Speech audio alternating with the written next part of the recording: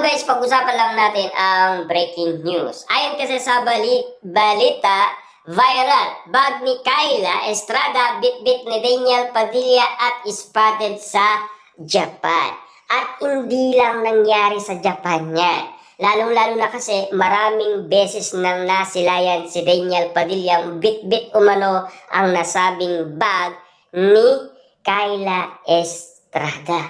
Ayon pa sa balita, madalas daw na talagang bit-bit ni Daniel Padilla ang nasabing bag ni Kyla Estrada. Kaya nga naman kasi ang mga mata ng mga OFW ang tingin sa kanila ay magjowa na ang kinikilos at galawan.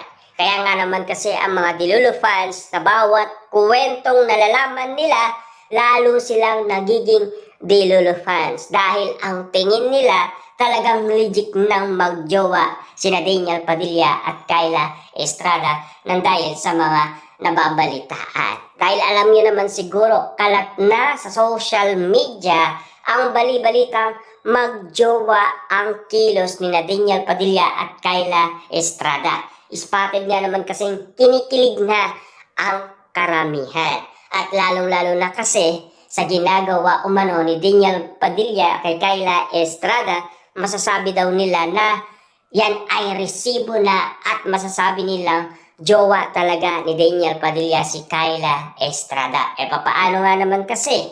Dahil nasilayan sila sa Incognito Season 1. Pero at least alam na ng karamihan kung bakit ginagawa daw ni Daniel Padilla at Kyla Estrada ang mga bagay na yan. Baka nga naman kasi yan ay promotion lamang. Ayon kasi sa karamihan.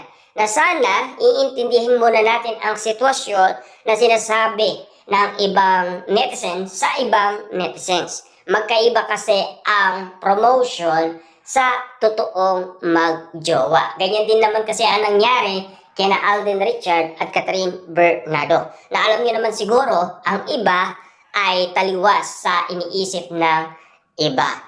Dahil ang sinasabi ng iba, promotion lang naman yan kaya nagpapakilig sila. At dahil may mga project na pinag-usapan. Yan kasi ang patotoo ng iba't ibang mga netizens na sana igalang natin ang kanilang nalalaman. Kayo, ano ba ang tingin ninyo sa mga nalalaman ninyo patungkol umano sa mga kumakalat na kinikilig ang karamihan dahil sa si Daniel Padilla at Kyla Estrada paglilinaw ng mga OFW, legit silang magjowa na dahil sa galawan at dahil sa mga unlimited na kilig at lambingan ng dalawa.